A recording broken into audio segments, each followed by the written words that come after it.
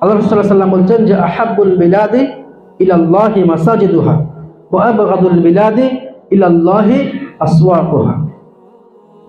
আল্লাহর কাছে সব থেকে পছন্দনীয় জায়গা, প্রিয় জায়গা হলো মসজিদ। বলুন সুবহানাল্লাহ। সব থেকে প্রিয় জায়গা আল্লাহর কাছে মসজিদ, আর সব থেকে অপছন্দনীয় জায়গা ওয়া আবগাদুল বিলাদি, আল্লাহর কাছে সব থেকে অপছন্দনীয় জায়গা হলো বাজার। বলুন নাউযুবিল্লাহ। এই মসজিদের একটা আদব আছে, একটা সম্মান আছে। যখন মসজিদে আসবেন, মসজিদের ভেতরে দুনিয়াবি কোনো অযথা কথা বলবেন না।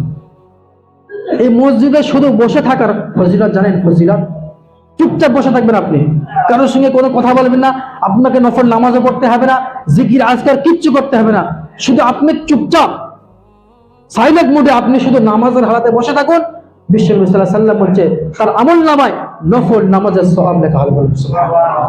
চুপচাপ বসে থাকুন, আদবের সাথে বসে থাকুন, কোনো কথা বলবেন না, কোনো ঝগড়া ঝামেলার মধ্যে থাকবেন না। মসজিদের ভেতরে আদবের সাথে চুপচাপ তুমি বসে থাকো, তোমার নফল নামাজের সওয়াব হবে। তাহলে চিন্তা করে দেখুন, যদি আপনি মসজিদে বসে তাসবিহ তাহলিল করেন, নফল নামাজ পড়েন, তাহলে তার মর্যাদা কত, তার সওয়াবটা কত। তো এই মসজিদের আদবটা আমাদের রক্ষা করতে হবে। মসজিদের ভেতরে কেউ চিল্লামিল্লি করবেন না।